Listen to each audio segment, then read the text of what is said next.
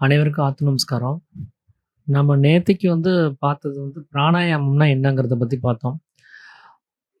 பிராணன் அப்படிங்கிறது நமக்குள்ளார இருக்கிறது.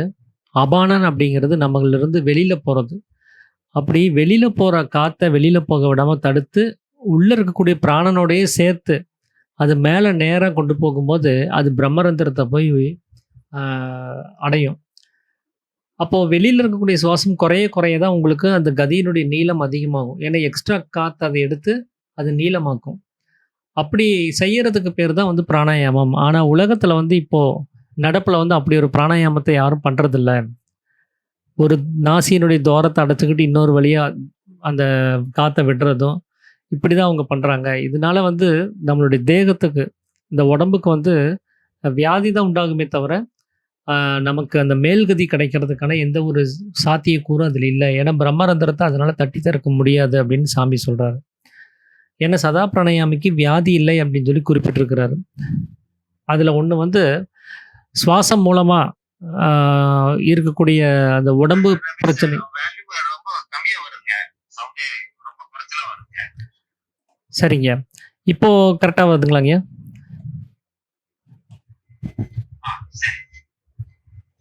ஓகேங்க. அப்போ அந்த வாயு அப்படின்னு சொல்லும்போது, நம்ம உடம்புக்குள்ளார இருக்கக்கூடிய அந்த வியாதியும் அது சரி பண்றதுக்கான ஒரு விஷயமா இருக்குது.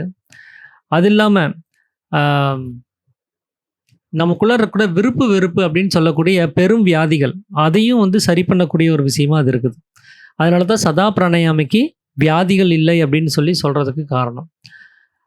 அப்போ அந்த பிராணாயாமம் அப்படின்னு சொல்லக்கூடிய அந்த பயிற்சிய நாம சதா மேலும் கீழும் நடத்தி, நம்மளுடைய கதிய சமீரணன் அப்படின்னு சொல்லக்கூடிய ஏக கதியா நம்ம மாத்தணும் அப்படின்னா, நம்மளுடைய பிரம்மரந்திரம் அங்க திறக்கும் அப்படின்னு சொல்லி சாமி சொல்றாரு. அப்படிதான் நம்ம ஞானம் அடைய முடியும்.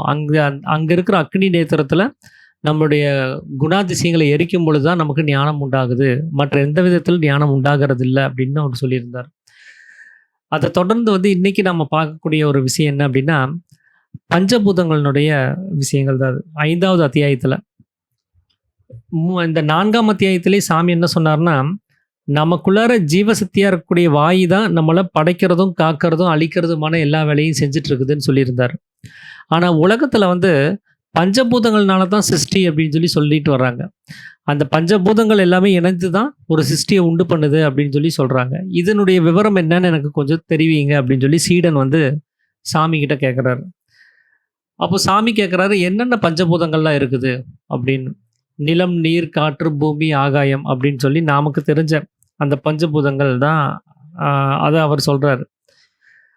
அப்போ சாமி சொல்றாரு, அப்போ இது அத்தனையுமே ஒண்ணா சேர்ந்து ஒரு சிருஷ்டிய உண்டாக்குது அப்படின்னா, இந்த பஞ்சபூதங்களுடைய சிருஷ்டியில அப்படி நீங்க சொல்லக்கூடிய இந்த பஞ்சபூதங்கள்ல எந்த சிருஷ்டியும் உண்டாகிறது இல்ல அப்படின்னு சொல்றாரு. ஏன்னா பஞ்சபூதங்கள் இன்னின்னவைன்னு யாருக்கும் தெரியறதில்ல.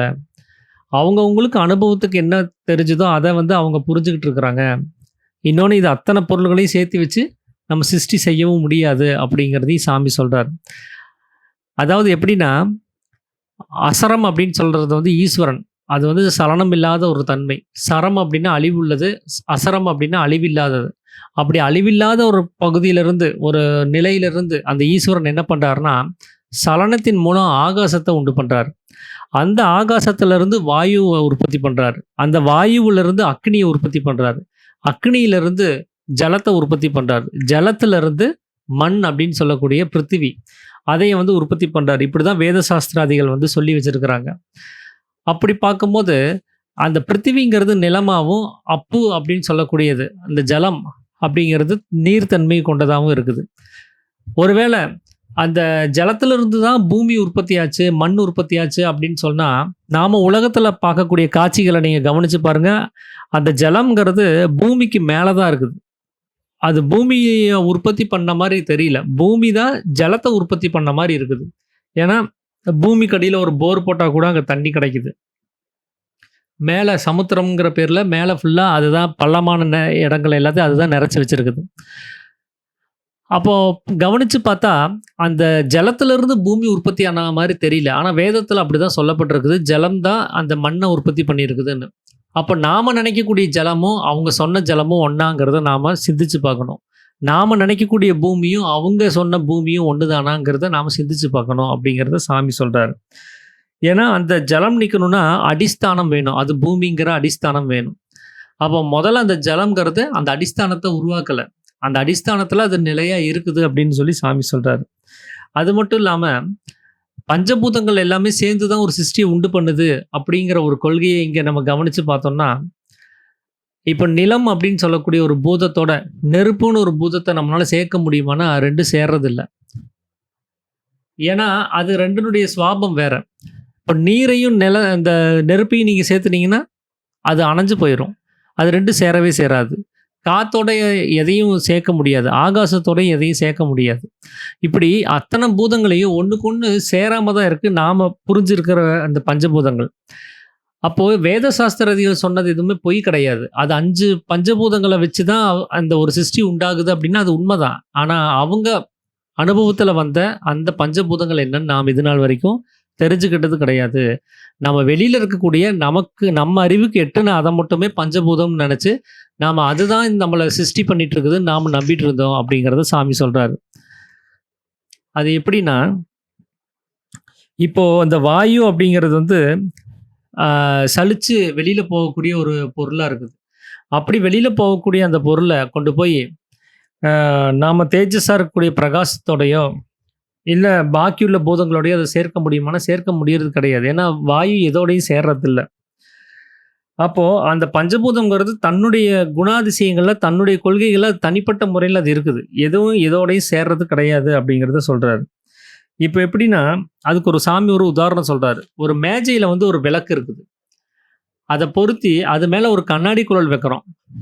அப்போ அந்த கண்ணாடி குழல் வழியா அந்த பிரகாசம் என்ன ஆகுதுன்னா, அதிகமான ஜொலிப்போட அது வெளியில வருது. இப்ப அந்த கண்ணாடி குழலுக்கு உள்ளார காலியா இல்லாம, கெட்டியான ஒரு விஷயமா இருந்துச்சுன்னா, அங்க வெற்றிடம்னு ஒண்ணு அந்த விளக்குக்கும், கண்ணாடி பொருளுக்கும் நடுவுல ஒரு வெற்றிடம் இல்லாம, கெட்டியான ஒரு தன்மையில அது இருந்துச்சு அப்படின்னா, அங்க என்ன நடக்கும் அப்படின்னு பார்த்தீங்கன்னா, அந்த விளக்கு அணைஞ்சு போயிரும். அது நீங்க காத்தோட்டம் இல்லாத அளவுக்கு ஒரு வெற்றிடத்த வச்சீங்கனாலே அது அணைஞ்சு தான் போகும். இப்ப அந்த வெற்றிடமே இல்லாத அளவுக்கு ஒரு ஏதாவது ஒரு திடப்பொருள்கள் அது கூட வச்சீங்கன்னா, அது கண்டிப்பா அணைஞ்சு தான் போகும். அப்போ அந்த எரிந்து கொண்டிருக்கிற அந்த கண்ணாடி குழலுக்கு நமக்கு வந்து எதுக்காக வச்சோம்னா, அந்த பிரகாசம் இன்னும் ஜொலிப்பா வெளியில வரணுங்கிறதுக்காக தான். அப்போ அந்த பிரகாசத்த நம்ம வெளியில கொண்டு வரணும்னா, அதுக்கு முதல்ல அக்கினி தொடர்ந்து எரியணும். அந்த அக்கினி எரியறதுக்கு அங்க ஆகாசமும், வாயுவும் வேணும். அந்த ஆகாசம்ங்கிறது தான் அந்த வெற்றிடம். இது 2 இருந்தா தான் அது நடக்கும். அப்போ வெளியில அதிக அளவுக்கு பரவி கிடக்கக்கூடிய சக்திய ஒண்ணா குவிச்சு, நமக்கு தேவையான அளவுக்கு அதை தேவையான இடத்துல பிரதிபலிக்க வேண்டிய வேலைய அந்த கண்ணாடி குழல் வந்து அது செய்யுது. அப்ப அந்த கண்ணாடியில இருக்கக்கூடிய அந்த காலியான அந்த பகுதி அப்படிங்கிறது வந்து ஒரு உள் பகுதி அது. அந்த உள்ளுள் வழியா அந்த வாயு வந்து நடனம் ஆடணும். போயிட்டு வரணும். போக்குவரத்து ஏற்படணும். உள்ள இருக்கிற காத்து வெளியில வரணும். வெளியில இருக்கிற காத்து உள்ள போகணும். அப்பதான் அந்த அக்கினி வந்து சரியா எரியும். அப்படி அந்த நடமாட்டம் இல்லாம போகும்போது, அது எரியறது கிடையாது. அப்போ அந்த கண்ணாடி குழலுக்கும் அந்த அக்கினிக்கும் ஏதாவது அங்க தொடர்பு இருக்குதான்னு கேட்டா இல்ல. ஏன்னா, அது சென்டர்ல இருக்குது அந்த அக்கினி. கண்ணாடி குழல் எல்லாம் அந்த விளக்கினுடைய பார்டர்ல இருக்குது. அது 2க்கும் ஒண்ணுக்கு ஒண்ணு வந்து தொடர்றது கிடையாது. ஆனா, உள்ள இருக்கக்கூடிய வாயுனுடைய நடமாட்டத்தினாலேயே, அந்த வாயு சூடாகி, இந்த கண்ணாடியும் கூட சூடாகுது. அப்ப விளக்கு எரிஞ்சிட்டு இருக்கும்போது கண்ணாடிய தொடும்போது, அந்த உஷ்ணம்ங்கிறது நமக்கு ஏற்படுது. அந்த விளக்கு அணைஞ்சு போச்சுன்னா, அங்க உஷ்ணம்ங்கிறது அந்த கண்ணாடி குழலுக்குள்ள பரவறது கிடையாது. அப்போ அந்த பிரகாசமான சக்திக்கு, அந்த கண்ணாடி குழல்ல ஒரு தடை ஏற்படும்போது, அங்க என்ன ஆகுதுன்னா, பிரதிபிம்பிக்கிறதுக்கு அதாவது வெளியில தன்னுடைய பிரகாசத்த குடுக்கறதுக்கு வழி இல்லாம, அது அணைஞ்சு போயிருது. அதே மாதிரி தான் நம்மளுடைய நிலைமையும். நமக்குள்ளார இந்த விளக்கு தான் இது உடம்புன்னு வச்சுக்கோங்களேன். நம்மளுடைய அந்த உடம்புல ஆகாசமும், அக்னியும், வாயுவும் நமக்குள்ளார இருக்குது. அந்த 3மே வெளியில பிரதிபலிக்கிறதுக்கு, நான் அப்படின்னு சொல்லக்கூடிய அந்த கண்ணாடி குழலும் தேவை. அந்த கண்ணாடி வழியா தான் அது பிரதிபலிப்ப வெளியில காமிச்சு குடுக்குது. அப்படிதான் நாம இந்த உலகத்த இப்ப பார்த்துட்டு இருக்கிறோம். எப்ப அந்த கண்ணாடி குழல எடுக்கிறோமோ, அப்ப உலகத்தினுடைய பிரதிபலிப்புங்கிறது அங்க இல்லாம போயிரும்.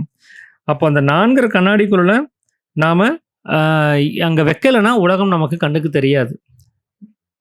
அப்போ இந்த பஞ்சபூதங்கள்னால தான் சிருஷ்டி அப்படின்னு சொல்றது வந்து எப்படின்னா, நாம நினைக்கக்கூடிய இந்த நிலம், நீர், காற்று, பூமி, ஆகாசம் இந்த பஞ்சபூதங்கள்னால கண்டிப்பா ஒரு சிருஷ்டிய உண்டு பண்ணவே முடியாது. ஏன்னா, ஒரு கர்ப்ப பாத்திரத்தில இத்தன பொருள்களையும் தூக்கிட்டு போய் போட்டு, அது மூலமா ஒரு சந்தானத்த உண்டு பண்ணி நம்ம அத குழந்தையா நம்ம அத சிருஷ்டி செஞ்சு கொண்டு வர்றது கிடையாது. அங்க சுக்கிலம்ங்கிற விதை அதுல விழுகுது. அதிலிருந்து சந்தானமா ஒ முளைச்சு வெளியில வரணும் நம்ம எல்லாரும். அப்ப அங்க வந்து ஆ பஞ்சபூதத்துக்கான எந்த ஒரு அறிகுறியும் இல்லாம தான் இருக்கு நம்மளுடைய சிருஷ்டியில. நாம நினைக்கக்கூடிய இந்த நிலமோ, நீரோ, காற்றோ, பூமியோ, ஆகாசமோ அங்க வந்து தலையிடுறது கிடையாது. ஆனா ஒரு சிருஷ்டி அப்படின்னு சொல்லி ஒண்ணு இருக்குது அப்படின்னா, அதுக்கு கண்டிப்பா வேத சாஸ்திரத்துல சொன்னது அந்த பஞ்சபூதங்கள்னால தான் சிருஷ்டி. அந்த பஞ்சபூதங்கள் இருந்தா தான் வாழ முடியும். அந்த பஞ்சபூதங்கள்ல இல்லைன்னா, நாம செத்து போக வேண்டிய ஒரு அவஸ்தை உண்டாகும்னு அவங்க சொன்னது எல்லாமே சரிதான். ஆனா, நாம புரிஞ்சுக்கிட்ட இந்த பஞ்சபூதங்கள் அல்ல அப்படிங்கிறதையும் சாமி சொல்றாரு. அந்த பஞ்சபூதங்கள் அத்தனையும் ஒண்ணா சேர்ந்து ஒரு சிருஷ்டிய நாம ஒரு வேளை செஞ்சிருந்தாங்கன்னா, இப்போ நிலம், நீர், காற்று, பூமி, ஆகாசம் இதுகனால நம்ம உண்டாக்கப்பட்டிருந்தோம் அப்படின்னா, நமக்கு சாவுங்கிறதே இருக்காது. ஏன்னா, அக்னிக்கு அப்படி ஒரு விஷயம் கிடையாது. வாயுவுக்கு அப்படி ஒரு விஷயம் கிடையாது. அந்த இறப்புங்கிறது இல்ல. ஆகாசத்துக்கும் இறப்புங்கிறதே இல்ல. இப்படி இங்க இருக்கக்கூடிய எதுக்குமே அந்த இறப்பில்லாத ஒரு நிலையிலிருந்து நாம உண்டாகி வந்தோம்னா, நமக்கும் அந்த இறப்புங்கிறது அங்க இல்லாம தான் போயிருக்கணும். அப்ப நம்ம செத்து போறதுக்கான இடமே இல்லாம போயிருக்கணும் அப்படின்னு சொல்லி சாமி சொல்றாரு. அது மட்டும் இல்லாம, ஒருத்தனுடைய மூக்கையும், வாயையும் இறுக்கி புடிச்சோம் அப்படின்னா, அப்ப அவர் வந்து மூச்சு திணறி செத்து போயிருவாரு. ஏன் செத்து போறாரு அப்படின்னா, அங்க ஏன் செத்து போறாருன்னு முதல்ல யோசிச்சு பார்க்கணும். ஏன்னா, அங்க ஆகாசம்ங்கிற அந்த இது அவனுக்கு இருக்கவே செய்யுது. அதுல அந்த ஆகாசம்ங்கிற பூதத்தையும் நம்ம சேர்த்து தான் நம்ம வந்து அங்க சிருஷ்டி பண்ணியிருக்கிறோம். நீர் அப்படின்னு சொல்லக்கூடிய அந்த பூதமும் அங்க இருக்குது. நெருப்புங்கிற பூதமும் இருக்குது. மண் அப்படின்னு சொல்லக்கூடிய பூமிங்கிற பூதமும் இருக்குது. நாம இறுக்கி பிடிச்சது வாயுங்கிற ஒரு பூதத்த மட்டும் தான் தடை விதிச்சோம். அது போக்குவரத்துக்கு தடை ஏற்படுத்தணும். வாயையும், மூக்கையும் பொத்துறதுக்கு. அப்ப அங்க வாயுவுக்கு மட்டும் தான் அங்க தடை ஏற்பட்டுச்சு. ஆனா மத்த பூதங்களுக்கெல்லாம் அங்க எந்த ஒரு தடையும் இல்லாம தான் இருக்குது. ஆனா ஏன் அவன் செத்து போறான்? அப்படிங்கிறத நாம யோசிச்சு பார்க்கணும். ஏன்னா, அந்த வாயுங்கிற பூதம், அது வந்து இந்த 2 விஷயத்திலயும் நடமாடணும். எப்படி ஒரு விளக்குல அந்த துவாரங்கள் வழியா உள்காத்தும், வெளிக்காத்தும் போயிட்டு வந்தா தான் அந்த தீபம் அணையாம இருக்குமோ, அதே மாதிரி நமக்குள்ளாரே அந்த வாயுவினுடைய நடமாட்டம் இருந்தா மட்டும் தான், அந்த நமக்குள்ளார இருக்கக்கூடிய ஜீவன் அது அப்படியே இருக்கும். இல்லன்னா செத்து போகிறதுக்கு இடமாயிரும் அப்படிங்கிறாரு. அப்போ இந்த மத்த பூதங்கள்னால நமக்கு எதுவும் அவ்வளோ பெரிய பிரச்சனைகள் வர்றது இல்லையான்னு கேட்டா, எந்த ஒரு பூதத்த நீங்க பிரச்சனை பண்ணாலும் அங்க அங்க பிரச்சனை தான். ஏன்னா, இது அத்தனையும் 5 பூதங்கள்னால உண்டாக்கப்பட்டது அப்படிங்கிறப்போ, அது நசிஞ்சு போச்சுன்னா 5மே தான் நசிஞ்சு போகுது. ஏதோ ஒண்ண நசிச்சாலும் அது 5மே இல்லாம போயிருது. எப்படி அப்படின்னா, நாம வந்து ஒரு ஐம்பொன் இருக்கு இல்லைங்களா? அத வச்சு ஒரு சிலைய நம்ம வந்து செய்றோம். 5 வகையான தங்கம், வெள்ளி, செம்பு, ஈயம், பித்தளை அப்படின்னு சொல்லி ஏதோ ஒரு 5 வகையான அ உலோகங்கள வச்சு நாம ஒரு சிலைய நாம செய்றோம். அதில 5 வகையான செம்பினுடைய அந்த உலோகத்தினுடைய குணங்கள் இருக்குது. அது எல்லாமே ஒரே பொருளா இப்ப மாறி இருக்குது. இப்போ அந்த பொருள நான் நசிக்கிறேன். அதைய உருக்கி எடுக்கிறேன். அத உருக்கும்போது நமக்கு அங்க என்னவாகும்னா, அந்த 5மே ஒண்ணா தான் அது இல்லாம போகும். அங்க ஒண்ணு மட்டும் அங்க உருகி போறது கிடையாது. அதே மாரி தான் நம்ம உடம்புக்குள்ளார இருக்கக்கூடிய அந்த 5 பொருளுமே நம்மள சிருஷ்டி பண்ணியிருக்குது. நம்மள பாதுகாத்துட்டு இருக்குது. நம்மளுடைய அழிவுக்கும் அதுதான் காரணமா இருக்கு. அழிஞ்சு போனா அந்த 5மே தான் மொத்தமா அழிஞ்சு போயிரும் அப்படிங்கிறதையும் சாமி வந்து சொல்றாரு. அப்போ இந்த அந்த அக்னி அப்படிங்கிறது வந்து அந்த எப்படி அந்த காத்து வழியா அந்த கண்ணாடி குழலுக்கு சூடு உண்டு பண்ணுச்சோ, அதே மாரி நமக்குள்ளார இருக்கக்கூடிய அந்த நெருப்பு இந்த வாயு நடமாட்டத்தினால நம்ம உடம்புக்கு வந்து சூடு குடுக்குது. செத்துப்போன பிணத்திற்கு வந்து பார்த்தீங்கன்னா, உடம்ப தொட்டு பார்த்தீங்கன்னா, ஜில்லுன்னு ஆயிரும். அங்க அந்த ரத்தமெல்லாம் உறைஞ்சு போய் சில்லுன்னு ஆயிரும். ஆனா, உயிரோட இருக்கிறவங்களுக்கு நீங்க அந்த மீட்டர் வச்சு பார்த்தீங்கன்னா, 37 டிகிரி செல்சியஸ வந்து எப்பவுமே காமிக்கும். அந்த உடம்பு வந்து அந்த டிகிரிய வந்து கரெக்ட்டா மெயின்டெயின் பண்ணிட்டே வரும். நீங்க குளிர் பிரதேசத்தில போய் உங்க டெம்பரேச்சர செக் பண்ணாலும் அதுதான் இருக்கும். வெயில் பிரதேசத்தில போய் உங்க டெம்பரேச்சர செக் பண்ணாலும் அதுதான் இருக்கும். ஏன்னா, அது ஹீட் பேலன்ஸ வந்து அது மெயின்டெயின் பண்ணும் இந்த உடம்பு. அதுக்கு தகுந்தபடி குறைவான இடத்துல அதிகமான சூட்ட அது உண்டு பண்ணி இந்த உடம்ப சரி பண்ணிக்கும். அதிகமான சூட்டு இடத்துல குறைவான அந்த ஒரு டெம்பரேச்சர குறைச்சு, அதை வந்து பேலன்ஸ் பண்ணும். பார்த்தீங்கன்னா, வெயில் காலத்தில அதிகமா நமக்கு வேர்வை உண்டாகும். எதுக்காக அது வேர்க்குதுன்னா, அந்த உடம்பினுடைய சூட்ட தணிக்கிறதுக்காக தான். உஷ்ணம் அதிகமாகும்போது, அது வேர்வை மூலமா அந்த சூட்ட வந்து கம்மி பண்ணி, அதே 37 டிகிரி செல்சியஸ்ல வைக்கிறதுக்கு அந்த உடம்பு வந்து முயற்சி பண்ணும். அப்போ அந்த உஷ்ணம் இந்த உடம்புக்கு எப்படி கிடைச்சது அப்படின்னா, நமக்குள்ளார இருக்கக்கூடிய ஆத்ம சூரியன் அப்படின்னு சொல்லக்கூடிய அந்த ஜீவனுடைய அந்த பிரகாசம் தான் அந்த உஷ்ணத்துக்கு காரணம். அது வாயு ரூபமா வாயு எங்கெல்லாம் பரவிட்டு இருக்குதோ அந்த உடம்புல, அங்கெல்லாம் அந்த சூட்ட அந்த வாயு தான் பரப்புது. வாயு ரூபமாவே நமக்கு அந்த உஷ்ணம்ங்கிறது நம்ம உடம்புக்கு கிடைச்சிருது. அப்போ அந்த நான்கிற நிலைமை அப்படிங்கிற கண்ணாடி மூலமா இப்ப என்ன ஆகுதுன்னா, நமக்கு ஒரு பிரதிபலிப்பு உண்டாகுது. விசாராதிகள் அப்படின்னா எண்ணங்கள்னு அர்த்தம். அந்த எண்ணங்கள் மூலமா நமக்கு ஒரு பிரதிபலிப்ப உண்டு பண்ணி குடுக்குது. அப்போ அங்க நாம அந்த அக்கினி வந்து அது சரியா எரியணும் அப்படின்னா, இந்த நம்ம உடம்புக்குள்ள இந்த வாயுனுடைய நடமாட்டம்ங்கிறது இருக்கணும். அது இருந்தா தான் அத கரெக்ட்டா எரியும். அந்த எரியிறதுலருந்து இந்த பிரகாசம் வெளியில வரும். இந்த உலகத்த உண்டு பண்ணும். நீங்க இதுல சுக துக்கங்கள அனுபவிச்சு, மாயைன்னா என்னன்னு உங்களால தெரிஞ்சுக்க முடியும். அப்போ இந்த சூடு நம்ம உடம்புல சூடு உண்டாகுறதுக்கு காரணம், அந்த அக்னியிலிருந்து வாயு ரூபமா கடத்தப்படுற அந்த உஷ்ணம் தான் அப்படிங்கிறதையும் சொல்றாரு. அது மட்டும் இல்லாம, நீங்க இந்த 5 உலோகங்களுக்கும் ஆன குணாதிசயங்கள்ங்கிறது வேற வேறயா இருக்குது. அந்த தண்ணீல நீங்க அந்த சூட்ட பார்க்க முடியாது. ஆகாசத்துல நீங்க அந்த சூட்ட பார்க்க முடியாது. அக்னியில இருக்கக்கூடிய சூடு அந்த 2 விஷயத்துலயும் இருக்காது. அப்போ இது அத்தனையுமே வந்து ஒண்ணா சேர்ந்து இருக்கும்போது தான் அந்த பேலன்சிங் வந்து நமக்கு கிடைக்குது. ஆனா, அந்த அக்னி அப்படிங்கிறதுலருந்து மத்த எல்லா பூதங்களும் என்னென்னங்கிறத நாம சரிவர புரிஞ்சுக்காதனால தான், பஞ்சபூதங்கள் அப்படின்னாலே நாம உலகத்துல பார்க்கக்கூடிய இந்த விஷயங்கள் தான் அப்படிங்கிறது தவறா நம்ம புரிஞ்சுக்கிறதுக்கு காரணமாகுது அப்படின்னு சொல்லி சாமி சொல்றாரு. அப்படி அந்த பஞ்சபூதங்கள் என்னென்ன அப்படின்னா, முதல்ல சதாசிவமா இருக்கக்கூடிய, அசரமா இருக்கக்கூடிய, அதாவது அழிவில்லாத ஒரு பொருள். அதுதான் சதாசிவம்னு சொல்லக்கூடிய ஈஸ்வரன். களங்கமில்லாத தன்மையில இருக்கக்கூடிய ஒரு பொருளா இருக்கிறாரு. அந்த களங்கமில்லாத தன்மையிலிருந்து ஒரு சலனம் உண்டாகும்போது, அதுக்கு ஆகாசம் அப்படின்னு சொல்லக்கூடிய ஒரு ஜோதி அங்க உண்டாகுது. அதுதான் சதாசிவனான ஜோதி அப்படின்னு சொல்லி சாமி குறிப்பிடுறார். இதுதான் ஆகாசம்ங்கிற ஒரு பூதம் அப்படிங்கிறார். அதிலிருந்து அந்த ஆகாசம்ங்கிற ஜோதி எங்க இருக்குது அப்படின்னா, உச்சந்தலையிலிருந்து புருவ மத்தியம் வரைக்கும் அது வந்து அந்த ஜோதி இருக்கு. அதுதான் ஆகாசம் அப்படின்னு சொல்லக்கூடிய ஒரு இடம். நம்ம உச்சந்தலையிலிருந்து புருவ மத்தியம் வரைக்கும். இப்ப புருவ மத்தியத்திலிருந்து புருவ மத்தியத்துல அங்க என்ன இருக்குது அப்படின்னா, அந்த ஜோதியிலிருந்து வெளியில வந்த வாயு அங்க தான் இருக்குது. அதுதான் வந்து நம்மளுடைய ஜீவனா இருக்குது. அது புருவ மத்தியத்துல இருக்குது அப்படின்னு சொல்லி சாமி சொல்றாரு. அதனால தான் ஆகாசத்திலிருந்து வாயு உற்பத்தியானதா சொல்லப்படுது. இப்ப அந்த வாயுவிலிருந்து புருவ மத்தியத்துக்கு கீழ இந்த மூக்கினுடைய அந்த நுனி வரைக்கும், அதாவது தொடக்கம் வரைக்கும், அங்க வந்து அக்னியா இருக்கக்கூடிய அந்த தேஜஸ், அதாவது பிரகாசம் அங்க இருக்குது. அதுக்கு பேர் ருத்ரன் அப்படின்னு சொல்லி சொல்றாங்க. அந்த ருத்ரனா இருக்கக்கூடிய ஒரு அக்னியா இருக்கக்கூடிய தேஜஸ் அங்க வந்து உண்டாகுது.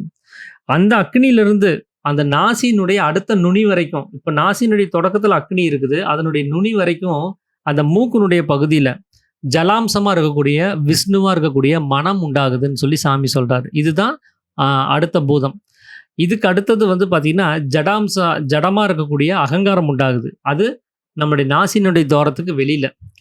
இப்படிதான் வந்து பஞ்சபூதங்களினுடைய நிலைமை. முதல்ல ஆகாசம் அப்படிங்கிறது நம்முடைய சிரசினுடைய உச்சியில இருக்கக்கூடியது. அந்த உச்சியிலேருந்து புருவ மத்தியம் வரைக்கும். அடுத்தது புருவ மத்தியத்துல வாயு இருக்குது. அந்த வாயுக்கு கீழ அக்னி அப்படின்னு சொல்லக்கூடிய அந்த வாயுவிலிருந்து உற்பத்தியான அக்னி இருக்குது. அதிலிருந்து மூக்குல அந்த மூக்கினுடைய அந்த கதகதப்பு ஓடிட்டு இருக்கும். அந்த மூக்கு வழியா சுவாசம் ஓடிட்டு இருக்கும்போது மட்டும்தான் மனம்ங்கிறதே வேலை செய்யும். நாம தூங்குற சமயத்துல மூக்கினுடைய நுனிக்கு உள்ளார சுவாசம் அடங்கிரும். அப்ப நமக்கு அந்த சுவாசம் வர்றது கிடையாது. அதனால நமக்கு உலகம் கிடையாது, மனசும் கிடையாது. செத்து போயிட்டோம் அப்படின்னா, இந்த மூக்கினுடைய நுனியை விட்டு ஜீவன் முழுவதும் வெளியில போயிரும். அப்பவும் நமக்கு வந்து இந்த மனம் கிடையாது, உலகம் கிடையாது. அப்போ தூங்கும்போது மூக்கினுடைய தொடக்கத்துக்கு உள்ளார புருவ மத்தியத்துல மனசு அடங்கிருது. செத்து போகும்போது மூக்கினுடைய அந்த எண்டுல முழுவதும் தீர்ந்து போயிருது. அப்போ இதுக்குள்ளார வந்து அதை நடமாடிட்டு இருக்கும்போது மட்டும்தான் நமக்கு உலகம்ங்கிற ஒரு நிலைமையே இருக்குது. அந்த உலகம்ங்கிற நிலைமையை உண்டு பண்றது மனதனுடைய வேலை. மனம் வெளிப்படலைன்னா நமக்கு உலகம்ங்கிறது கிடையாது. அப்போ அதுதான் வந்து ஜலாம்சமா இருக்கக்கூடிய சுக்கிலம் அது. அந்த சுக்கிலத்தை தான் ஜலாம்சம்னு சொல்றாங்க. அந்த அந்த பூதத்தை தான் வச்சு தான் சிருஷ்டியினுடைய முக்கியமான ஒரு வேலையே நடக்குது. அதைத்தான் விஷ்ணு அப்படின்னு சொல்லி சொல்கிறாங்க. சுக்லாம் பரதரம் விஷ்ணும் சசிவர்ணம் சதுர்புஜம் அப்படின்னு ஒரு ஸ்லோகம் ஒன்று வரும். அதில் சுக்லாம் பரதரம் விஷ்ணும் அப்படின்னு சொல்லி அந்த ஸ்லோகம் சொல்லும். சுக்கிலம் தான் விஷ்ணுவாக இருக்குது அப்படின்னு. அப்போது அந்த சுக்கிலமாக இருக்கக்கூடிய ஜலாம்சமாக இருக்கக்கூடிய விஷ்ணு அவர் வந்து மூக்கினுடைய பகுதியில் இருக்கிறாரு. அந்த மூக்கினுடைய கடைசி பகுதிக்கு வெளியில் அகங்காரமாக இருக்கக்கூடிய பிரம்மா இருக்கிறார். அப்போ இப்படி தான் வந்து இந்த அந்த பஞ்சபூதங்களினுடைய ஒரு நிலைமை அப்படிங்கிறத சொல்கிறார். அதனால் பஞ்சபூதத்தில் ஆகாசம்ங்கிறது சதாசிவனாக இருக்கக்கூடிய ஜோதி, வாயுங்கிறது சிவனாக இருக்கக்கூடிய ஜீவன் அப்படிங்கிறார். அப்போ அக்னிங்கிறது ருத்ரனாக இருக்கக்கூடிய தேஜஸ் அப்படிங்கிறார். அப்பு அப்படின்னு சொல்லக்கூடியது அந்த நீர், அது ஜலாம்சமாக இருக்கக்கூடிய விஷ்ணுவாக இருக்கக்கூடிய மனம் அப்படிங்கிறார். அப்போ பிருத்திவி அப்படின்னா இந்த மண், பூமி, அது வந்து இந்த உலகத்தினுடைய காரணம் இதுதான். அந்த உலகம்ங்கிற ஒரு உற்பத்திக்கு இதுதான் காரணம். அதனால இந்த உடம்பை தான் வந்து அவங்க பிரம்மா அப்படின்னு சொல்லக்கூடிய பிரம்மாவாக இருக்கக்கூடிய அகங்காரமாக இருக்குது அப்படின்னு சொல்லி அவர் குறிப்பிட்டு சொல்கிறாரு. அப்போ இதெல்லாமே வந்து உண்டானது எங்கே அப்படின்னு கேட்டிங்கன்னா, அந்த அழிவில்லாத ஒரு பொருள்ல இருந்து தான் இத்தனை பொருள்களும் உருவாகிருக்கு. அதிலிருந்து அந்த 5 வகையான குணமாக வெளியில் வந்து இந்த 5 வகையான குணாதிசயங்களாக ஒரு உலகத்தை வந்து உண்டு பண்ணி கொடுக்குது. அதனால தான் பஞ்சபூதங்கள்னால தான் சிருஷ்டி உண்டாகிறது அப்படின்னு சொல்கிறதுக்கு காரணமாக இருக்குது. பஞ்சபூதங்கள்ங்கிறது இல்லைன்னா எந்த சிருஷ்டியும் உண்டாகாது அப்படிங்கிறதுக்கு காரணமாக இருக்குது. அப்போது தானே காலியாக இருக்கக்கூடிய இடத்துல அது ஆகாசமாக மாறுது. அந்த ஆகாசத்திலிருந்து 5 குணங்களோட கூடி அந்த 5 குணங்களும் முன்னாடி சொல்லப்பட்ட அந்த நிலைமையில் அது வெளியில் வரும்போது நமக்கு இந்த சிருஷ்டி அப்படிங்கிற இந்த உலகம்ங்கிறது நமக்கு உண்டாகுது. அதனால் இந்த சிருஷ்டி உண்டாகிறது வந்து ஒரு சம்யோகம் அப்படின்னு சொல்லி ஒன்று நடக்கணும்னா கூட இந்த 5 பூதங்களுடைய தொடர்பு அங்கே இல்லைன்னா நடக்க முடியாது. ஏன்னா அந்த ஆகாசம்னு ஒன்று வேணும், அதுக்கு வாயுன்னு ஒன்று வேணும், அக்னி அப்படின்னு சொல்லக்கூடிய இந்த தேஜஸ் அந்த பிரகாசம் வேணும், மனம் வேணும், அகங்காரம் வேணும். இது அத்தனையும் இருந்தால் தான் ஒரு சிருஷ்டியை வந்து நம்மளால் உண்டு பண்ண முடியும். இதில் நீங்கள் நல்லா கவனித்து பாருங்கள். ஆகாசம்ங்கிறது உள்ளுக்குள்ளார இருக்குது. அது வந்து உள்ளுங்கிற மாதிரி அது ரொம்ப டெப்த்தாக இருக்குது. அதுக்கு அடுத்தபடியாக வாயு அப்படின்னு சொல்லக்கூடிய ஜீவன் இருக்குது. அந்த ஜீவனும் அதுவும் உள்ளுக்குள்ளார தான் இருக்குது. அடுத்தது அக்னி அப்படின்னு சொல்லக்கூடிய தேஜஸ் இருக்குது. அதுவும் உள்ளேருந்து அது வெளியில் வர வேண்டிய ஒரு விஷயமா இருக்குது. அதுக்கப்புறம் மனசுங்கிறது அது வெளியில் வந்துட்டு உள்ளாரையும் போயிட்டு வந்துட்டு இருக்கக்கூடிய நிலைமையில் இருக்குது. அப்புறம் இந்த அகங்காரம்ங்கிறது எப்போவுமே வெளியிலே இருக்கக்கூடிய நிலைமையாக இருக்குது. அப்போது 2 பொருள் வந்து வெளி தொடர்போடு இருக்குது. அதில் ஒன்று மனசும், ஒன்று அகங்காரமும். மீதி எல்லாம் வந்து பார்த்திங்கன்னா மீதி 3 உள்ளுக்குள்ளாரே இருக்கக்கூடிய ஒரு பொருளாக இருக்குது. ஆகாசமும் வாயுவும் அந்த அக்னியாக இருக்கக்கூடிய பிரகாசம், அந்த பிரகாசம் தான் நம்ம உடம்புனுடைய அந்த உஷ்ணத்துக்கு காரணமாக இருக்குது. இந்த 3 பொருளும் நமக்கு உள்ளாரையே இருக்குது. அது வெளியில் வர்றது கிடையாது. ஆனால் மனமும் அகங்காரம் மட்டும்தான் வெளியில் வருது, இவங்க இந்த உலகத்தை உண்டு பண்ணுறதுக்காக வேண்டி. அதனால தான் இந்த 2 மட்டுமே நாம் கண்ட்ரோல் பண்ணுறதுக்கு ட்ரை பண்ணுறோம். மனசையும் அகங்காரத்தையும் அதை கண்ட்ரோல் பண்ணுறதுக்கு நம்ம முயற்சி பண்ணுறோம். ஏன்னா இதனால தான் நமக்கு வந்து இந்த உலகத்தினுடைய உற்பத்தியாக இருக்குது, முக்கிய காரணமாக இருக்குது. இதில் ஏதோ ஒன்று இல்லைனாலும் உலகம் நமக்கு கிடையாது. எப்படின்னா கடைசி பொருள் அகங்காரம்னு ஒன்று இருக்குதுன்னு வச்சுக்கோங்களேன். இப்போ அகங்காரம் நமக்கு இல்லை அப்படின்னா உலகம் இருக்குமானா கண்டிப்பாக இருக்காது. ஏன்னா பிறந்த குழந்தைக்கு மனம் இருக்குது. பிறந்து ஒரு மணி நேரம் தான் ஆயிருக்கு அந்த குழந்தைக்கு. உடனே கண்ணு முழிச்சு வெளி விஷயங்களை பார்க்குது. ஆனால் இதுதான் அப்படின்னு அந்த குழந்தைக்கு தெரியாது. அது தெரியணும்னா அதுக்கு புத்தி உண்டாகணும். அந்த புத்தி பூர்த்தியான அகங்காரம் உண்டாகணும். இல்லைன்னா அந்த குழந்தைக்கு இது என்னன்னே தெரியாது, சும்மா வேடிக்கை தான் பார்க்கும். அதுக்கு உலகம்ங்கிற ஒரு அறிவே இல்லாமல் தான் இருக்கும். அப்போது அந்த அகங்காரம்ங்கிறது ஒன்று இருந்தால் தான் உலகத்தில் நீங்கள் ஒரு சிருஷ்டியை உண்டு பண்ணி அதை நீங்கள் புரிஞ்சுக்க முடியும். இதே மனம்ங்கிறது இல்லைன்னா அது அகங்காரத்தினுடைய வெளிப்பாடே இல்லாமல் போயிடும். வெளியில் சக்தியினுடைய சலனமே இல்லாமல் போயிடும். இப்போது அக்னிங்கிற ஒரு பொருள் இல்லைன்னா அதுதான் அந்த மனசுக்கு சக்தியை கொடுத்து வெளியில் கொண்டு வந்து அந்த பிரகாசத்தை பிரதிபலிக்க செய்ய வேண்டிய ஒரு வேலையாக செஞ்சிட்ருக்குது. அப்போ மனசுக்கு சக்தி கிடைக்கலன்னா அந்த மனசுனால ஒரு பிரயோஜனம் கிடையாது. அதனால் எந்த வேலையும் செய்ய முடியாது. அந்த அக்னியினுடைய பிரகாசம் எங்கேருந்து கிடச்சிருக்குன்னா ஜீவன்லேருந்து கிடைக்குது.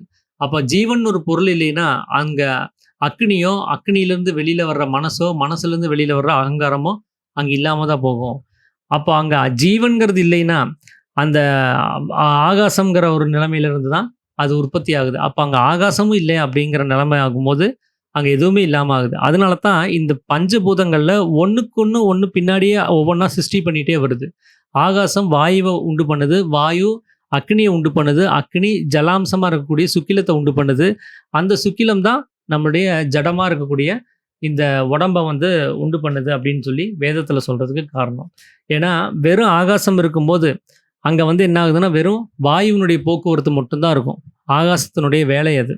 அங்க வேற எதுவுமே இருக்கிறதுக்கு வாய்ப்பில்ல. ஏன்னா, ஆகாசம்னாலே அது ஒரு வெற்றிடம் தான். அந்த வெற்றிடத்துல வாயுவினுடைய நிரம்புதல் மட்டும் தான் இருக்கும். வாயு அதிகப்படியா நிரம்பும்போது அங்க என்ன ஆகும்னா, உஷ்ணம் உண்டாகும். அந்த உஷ்ணத்துல தான் நமக்கு பிரகாசம் கிடைக்குது.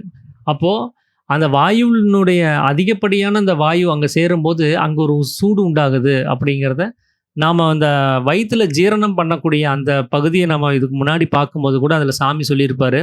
அங்க எல்லா பொருள்களும் வயித்துக்குள்ளார போயி, அங்க குமிறி, அது இடமில்லாத அளவுக்கு நிரம்பி போகும்போது, அங்க உஷ்ணம் உண்டாகுதுன்னு சாமி சொல்லியிருப்பாரு. அப்படி அந்த உஷ்ணத்திலிருந்து உண்டான வியர்வை தான் சுக்கிலம்னு சாமி சொல்லியிருப்பாரு. அதே தான் இங்கேயும் சொல்றாங்க. அந்த அக்னியிலிருந்து, அந்த சூட்டிலிருந்து வாயு அதிகமா அந்த வெற்றிடத்த ஆக்குபை பண்ணும்போது, அந்த இடத்துல உண்டாகக்கூடிய உஷ்ணத்திலிருந்து தான் அந்த அக்னியினுடைய பிரகாசம் உற்பத்தி ஆகுது. அந்த பிரகாசத்திலிருந்து தான் ஜலாம்சமா இருக்கக்கூடிய சுக்கிலம் உண்டாகுது. வியர்வை மூலமா சுக்கிலம் உண்டாகுது. இப்ப அந்த சுக்கிலம் என்ன பண்றோம்? ஒரு கர்ப்ப பாத்திரத்துல கொண்டு போய் போடுறோம். அந்த கர்ப்ப பாத்திரத்துல விழுந்த சுக்கிலம் என்ன ஆகுதுன்னா, தடித்து, பெருத்து அது உடம்பா மாறுது. அதனால தான் சுக்கிலத்திலிருந்து இந்த உடம்பா அது வர்றதுக்கு காரணம்.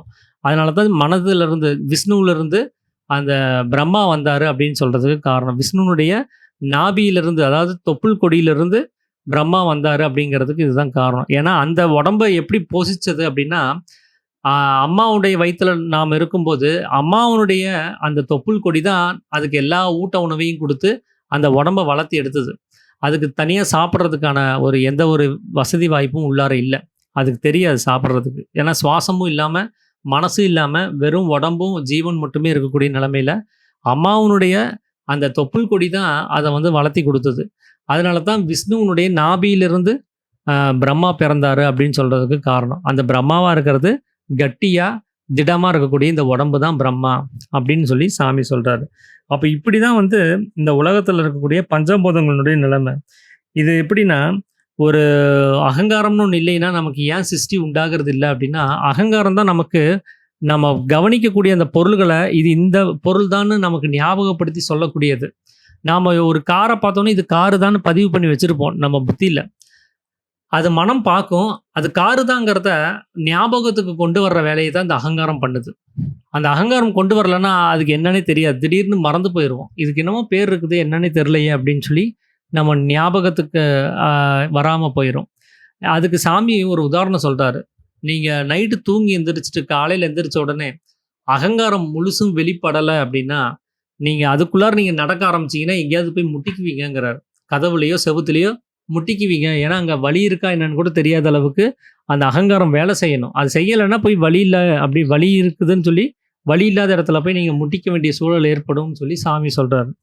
அப்போ அந்த அகங்காரமா இருக்கக்கூடிய அந்த பொருள் இல்லைன்னா, நம்மனால வெளியில இருக்கக்கூடிய விஷயங்கள தெரிஞ்சுக்க முடியாது. நமக்கு தெரிவிக்க வேண்டிய வேலைய அந்த அகங்காரம் தான் புத்தியிலிருந்து எடுத்து நமக்கு காமிச்சு குடுக்குது அப்படிங்கிறாரு. அப்போ எப்போ நமக்கு தூக்கம் தெளிஞ்சு இந்த மனம்ங்கிறது உண்டாகுதோ, அப்பதான் அகங்காரத்துக்கு வேலை உண்டாகுது. அப்போ இந்த பஞ்சபூதங்களுடைய சிருஷ்டி அப்படின்னு சொல்லும்போது, நம்ம உள்ளுக்குள்ளார அடங்கி இருக்கும்போது 3 பூதங்கள் மட்டும் தான் வேலை செஞ்சுட்டு இருக்கும். ஆகாசம், வாயு, அப்புறம் அக்னி. இந்த 3 தவிர வேற எதுவுமே வேலை செய்யாது. தூக்கம் தெளிஞ்சு வந்தா மட்டும் தான் இந்த மனமும், அகங்காரமும் வெளியில வரும். அப்பதான் இந்த 2 பூதங்களும் சேர்ந்து ஆக்டிவேட் ஆகுது. அதனால தான் தூக்க சமயத்துல நம்மளால எந்த ஒரு சிருஷ்டியோ, எந்த ஒரு தொழிலையோ, எந்த ஒரு விசாரணையோ, அத எண்ணங்களையும் நம்ம கொண்டு வர முடியறதில்ல. ஏன்னா, அது வரணும்னா இந்த 5மே வேணும். இந்த 5ம் இல்லைன்னா, அங்க எம்ப்டி தான். ஒரு விஷயத்த நீங்க உணர்ந்து நினைக்க கூட முடியாது. அதனால தான் தூக்க சமயத்துல நமக்கு எந்த ஒரு சிந்தனையும் இல்லாம, நம்ம பேசாம தூங்கிட்டு இருக்கிறதுக்கு அதுதான் காரணம். அப்போ இந்த மனமும், அகங்காரமும் வெளியில நம்ம வரும்போது தான், அதுவும் வெளிப்படுது அப்படிங்கிறத சாமி சொல்றாரு. அப்போ இந்த மாரி ஆ ஒரு அனுபவஸ்தர்கள் சொன்ன அந்த தத்துவங்கள சரிவர புரிஞ்சுக்காம, நமக்கு என்ன தெரிஞ்சதோ, அத மட்டுமே நாம நம்பிட்டு, அத மட்டுமே நாம புரிஞ்சுகிட்டு, அதையவே நம்ம மத்தவங்களுக்கு சொல்லிக் குடுத்துட்டு இருந்தோம்னா, நம்மளுக்கு வந்து அந்த ஒரு என்ன சொல்றதுன்னா, ஒரு அடிப்படையா இருக்கக்கூடிய அந்த தத்துவம் தெரியாம, நம்ம ஒரு மூட நம்பிக்கையில ஆழ்ந்து போய், நாமள நாமளே இழக்க வேண்டிய ஒரு சூழல் ஏற்படும். உண்மை சத்தியத்த நம்மளால புரிஞ்சுக்க முடியாம போயிரும் அப்படின்னு சொல்லி சாமி சொல்றாரு. அதுக்கு அவர் ஒரு உதாரணம் சொல்றாரு. என்னன்னா, ஒரு அனுபவஸ்தர் இருக்கிறாரு. அவர் வந்து உட்கார்ந்து கஷ்டப்பட்டு இந்தந்த விஷயமெல்லாம் இப்படி இருக்குது அப்படிங்கிறத புரிஞ்சுகிட்டு அவர் ஒரு புத்தகத்த எழுதிட்டாரு. அவருடைய அனுபவத்திலிருந்து எழுதிட்டாரு. நாம எந்த ஒரு அனுபவமும் இல்லாம அத நம்ம படிச்சோம் அப்படின்னா, நமக்கு அது எந்த அளவுக்கு புரியுமோ, அத மட்டும் தான் நம்மளால கிரகிக்க முடியும். அவரு எந்த அளவுக்கு அவரு ருசி பார்த்தாருங்கிறத நம்மளால தெரிஞ்சுக்க முடியாது. அது எப்படின்னா, ஒருத்தர் ஒரு வாழைக்கன்ற எடுத்துட்டு வந்து நட்டு, அந்த வாழைக்கன்ற தண்ணி ஊத்தி அத வளர்த்துறாரு. அது நல்லா வளர்ந்ததுக்கு அப்புறம், அதிலிருந்து ஆ காய்களையும், தண்டுகளையும், இலைகளையும் எல்லாம் பறிச்சு, ஒரு வாழை இலைய போட்டு, அதில சில பொருள்கள சமைக்கிறாரு. ஆ ஒரு கறிய ஒரு காய எடுத்து சாம்பார் வைக்கிறாரு, ஒண்ணு எடுத்து பாயாசம் வைக்கிறாரு, ஒண்ணு எடுத்து அந்த தண்டெல்லாம் சீவி ஒரு பொரியல் பண்றாரு. வாழைப்பூ வச்சு எதையா ஒரு வடை மாரி எதையோ ஒண்ணு பண்றாரு. இப்படி என்னென்ன வெரைட்டி பண்ண முடியுமோ, அந்த ஒரு வாழை மரத்த வச்சு பண்ணிட்டாரு. அது அத்தனையுமே ஒரு சாப்பாட்டு இலையில போட்டு அவரு சாப்பிடவும் செஞ்சுட்டாரு. அதைய எப்படி சாப்பிட்டாருங்கிறத இவரு இங்க குறிப்பிட்டு சொல்றாரு. அது முழுவதும் அந்த இலைய நக்கி சாப்பிட்டாருன்னு ஒரு வார்த்தைய அவர் வந்து எழுதுறாரு. அது சுத்தமா தொடச்சு எடுத்துட்டாருங்கிறாரு. ஏன்னா, நாம எப்படி சாப்பிடணுங்கிறத இது மூலமா நமக்கு அவர் தெரிவிக்கிறாரு அவரு. இப்படிதான் ஒரு அனுபவஸ்தர்னா இப்படிதான் சாப்பிடுவான் அப்படிங்கிறதுக்காக வேண்டி, இந்த உதாரணத்தில கூட நமக்கு ஒரு ஹிண்ட் குடுக்குறாரு. எப்படி நாம ஒரு சாப்பாட்ட நம்ம எடுத்து சாப்பிடணும் அப்படின்னு. அப்போ அவரு அத்தன விஷயங்களையும் ஒண்ணா போட்டு பெசஞ்சு, அத அந்த வலிச்சு நக்குறாரு அந்த இலைய. இனி அதில மிச்சம் எதுவும் இல்லாத அளவுக்கு. அதைய தூக்கி கடைசியில குப்பையில வீசவும் செய்றாரு. அப்போ இந்த இதில என்னென்ன பொருள் பரிமாறப்பட்டிருக்குது, இதில என்னென்னலாம் ஆ ஆ சமைக்க வச்சிருக்கிறாங்க அப்படிங்கிறது யாருடைய அனுபவம் அப்படின்னா, அத முழுவதும் சாப்பிட்டு வலிச்சு நக்கி அத தூக்கிட்டு போய் குப்பையில போட்டவருடைய அனுபவம் அது. அவருக்கு மட்டும் தான் தெரியும் அதில என்னென்ன போட்டிருக்குன்ட்டு. ஏன்னா, அந்த இலையில வந்து அங்க எல்லாமே கலந்து போட்டு தான் நம்ம சாப்பிட்டுருக்கிறோம். நீங்க தனித்தனியா சாப்பிட்டா கூட அடுத்தடுத்து போட்டு சாப்பிடும்போது எல்லாமே கலந்து தான் போகும். இப்ப அதைய ஒரு 2 நாய் வந்து நக்குது.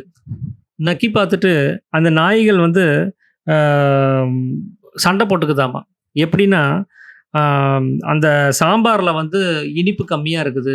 பாயாசத்துல வந்து உப்பு ஜாஸ்தியா இருக்குதுன்னு சொல்லிட்டு ஏன்னா, அந்த நாய்க்கு பாயாசம் எப்படி இருக்கும்னு தெரியாது. ஆனா, அது நெனச்சுக்குது, உப்பு இருந்தா தான் பாயாசம்னு சொல்லிட்டு.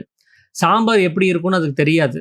ஏன்னா, அது சும்மா படிச்சு பார்க்கறது தான் அதனுடைய வேலை. அது ஒரு அனுபவத்த உள்ளுக்குள்ளார போய் அத ஆழ்ந்து கவனிச்சது கிடையாது. அதனால எது சாம்பாரு, எது பாயாசம்னே தெரியாத அளவுக்கு அதுக்கு ஒரு விமர்சனத்த அது உண்டு பண்ணி 2 சண்டை போட்டுக்குதுங்க. கடைசியா என்ன நடக்குதுன்னா, 2 காது, மூக்குலலாம் ரத்தம் சிந்துற அளவுக்கு கடிச்சு கொதறிட்டு ஓடி போயிடுச்சு அப்படிங்கிறத சாமி சொல்றாரு. இதுதான் இன்னைக்கு உலகத்தினுடைய நிலைமையா இருக்குது.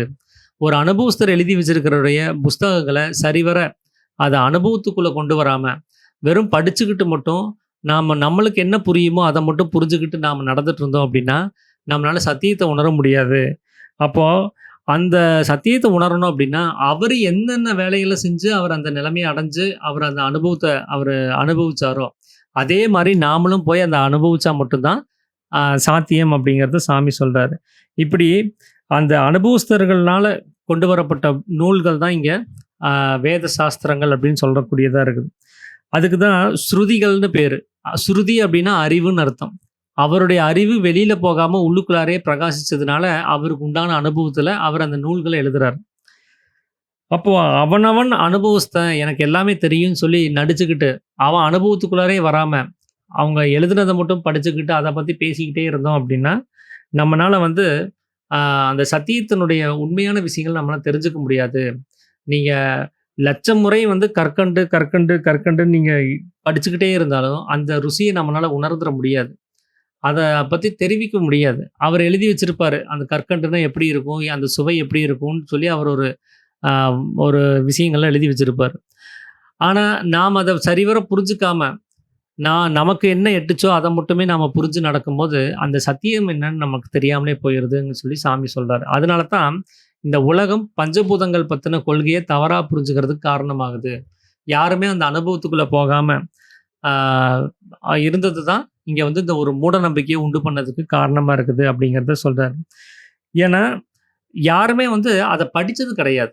அத அத வந்து மேலோட்டமா ஒரு நூல்களா படிக்கிறாங்க. அனுபவமா யாரும் படிச்சது கிடையாது. அதுக்கு தான் சாமி சொல்றாரு, "இந்த உலகத்துல யாரும் அக்ஷராபியாசத்த செஞ்சதே கிடையாது" அப்படிங்கிறாரு. அக்ஷராபியாசம்னா, நாம படிக்க வேண்டிய ஒரு படிப்பு. தன்னை அறிதல் அப்படின்னு சொல்லக்கூடிய ஒரு படிப்பு. அது யாருமே பண்ணல அப்படிங்கிறத சாமி வந்து குறிப்பிட்டு சொல்றாரு. ஸோ இதுதான் வந்து பஞ்சபூதங்களுடைய கொள்கையில வந்து நான் இன்னைக்கு உங்களோட பகிர்ந்துக்கணும் அப்படின்னு சொல்லி நெனச்ச விஷயம். நாளைக்கு இந்த அக்ஷராபியாசம்னா என்ன? அந்த அக்ஷராபியாசத்த எப்படி நம்ம பண்றது? எப்படி நம்ம படிக்க முடியும்? அப்படிங்கிறத பத்தி நம்ம நாளைக்கு தொடர்ந்து பேசுவோம். அனைவருக்கும் ஆத்தும் நமஸ்காரம்.